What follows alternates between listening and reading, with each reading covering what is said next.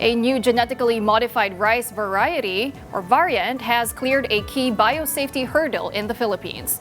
The Bureau of Plant Industry says it designed to contain more iron and zinc.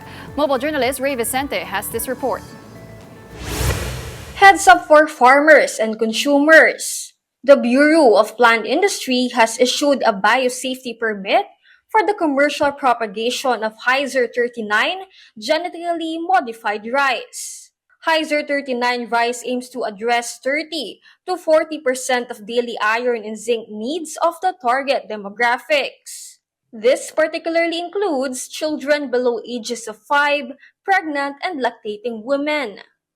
Kung i-compare to sa regular rice, yung high iron and zinc rice or tinatawag natin na Hyzer, it contains about 5 times more iron and twice as much zinc.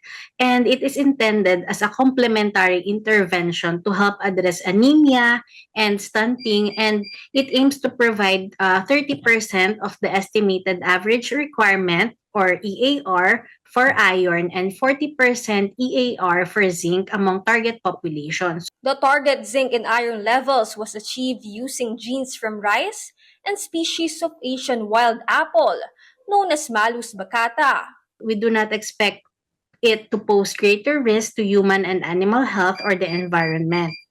Furthermore, during the public consultation po, wala rin pong na-receive ang BPI na any objections. Yung human body natin, it needs iron to make hemoglobin and myoglobin. While zinc naman po, on the other hand, activates enzymes of protein metabolism and serves as cofactor for up to 300 enzymes in the human body. Biosafety approval signifies that the product is safe for distribution and consumption, yet its availability in the Philippine market is still not up at the moment. At the moment, ang alam ko po, yung PhilRice is not yet deploying this product since meron pa silang internal, I think seed increase po.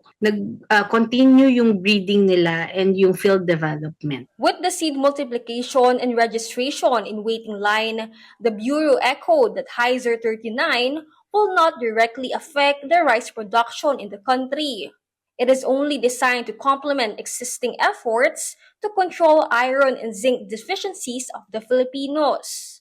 Itong Hyzer is not expected to adversely affect current rice production, yung trade or consumption in the Philippines, or yung agricultural practices na gagawin ng mga farmers dito sa high iron and zinc rice is just the same.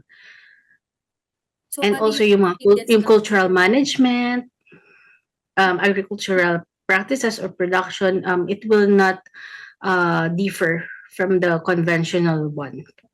Kapatid Ray Vicente, we are One News.